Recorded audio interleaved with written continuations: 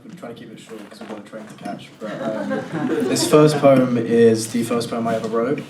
It's the first poem I ever performed here, and more importantly, it's the first poem I ever showed my beautiful friends over there. And now I've managed to drag them here, so it worked out. It's called Remembered Boy. I remembered him before my hair got long and my voice changed forever. However, my words woke with what they're given, rhythm beating out of a child's vision, straining up to the world where he was wisdom, an idiom of other people's lives and lines that tiptoe on the knives and don't remember the systems. These are the better days. They fight furiously to make me thundery, beats that beat the fire from under me on Blunder Beach with sails murky in the haze out of reach. Remember when moments weren't memories? Back when the vault was just a gem with no bed to run the treasury?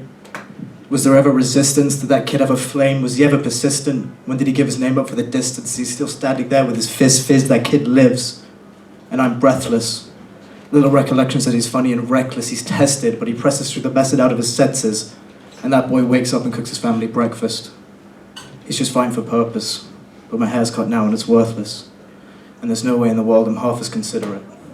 Now the flames only come out of a cigarette. And that boy's gone. And I didn't even consider it. Thank you.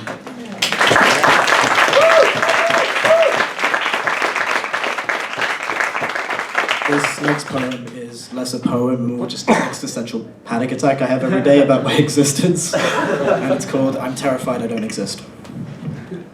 After my granddad passed, I asked my mum, what happens when we die?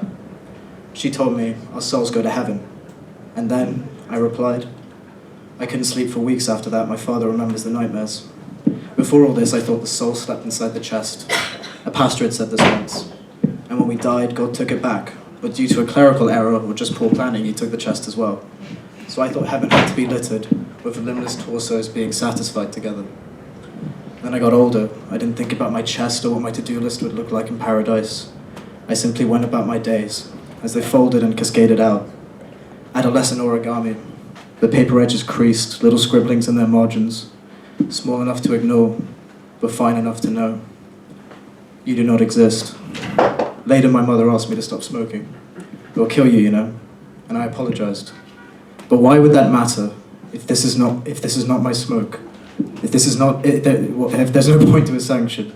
If these are not my lips, if these are not your words, a paper swan that always burns, I don't believe it anymore. And if I might not exist, who are all of you? Just another lie? A lie like I love you, a lie like you matter, a lie like your spirit goes somewhere when you die that scares a little boy shitless and strips him of his sleep. Because I remember the bad days built up after that, until they all unfolded out. Every actor in this play, every trickster in a row, they all fell down. And I saw everyone I had ever known, looking past me, all alone. And I was terrified I didn't exist, because that would have meant I never met you, that you were never, or worse, that you had fooled me all this time, that my grandma never died, that she was never even mine, that my poetry lies abandoned somewhere in the woods. But even if you lied, even if this world can be shredded at a word, I have to think at least something strong or strained enough to let me know I am not just my chest. I don't lease this body, I own this flesh, I am this blood, these words I speak are more than smoke, I am not a degree removed, there are no actors in this play, I know I'm not, I know you're not. And where that leaves us, I'm not too sure. Maybe you are mine, and I am a child who cannot sleep, terrified to exist. Thank you.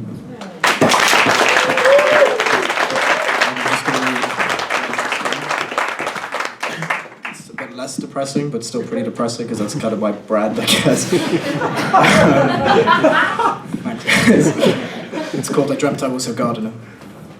Here I dreamt I was a poet, but someone else's poetry is still rushing through my mind. This useless, fruitless quest for a little ray of light has left me all alone.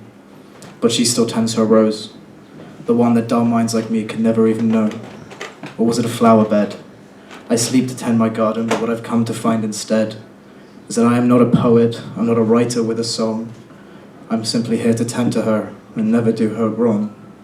And I dreamt I was her gardener, because she means that much to me. This gift I thought I had was just a note somewhere in her symphony. And it's still her poetry, her wordless poetry that lights the nights and all my days. I think it's her I tend to seek when the petals all decay. Thank you.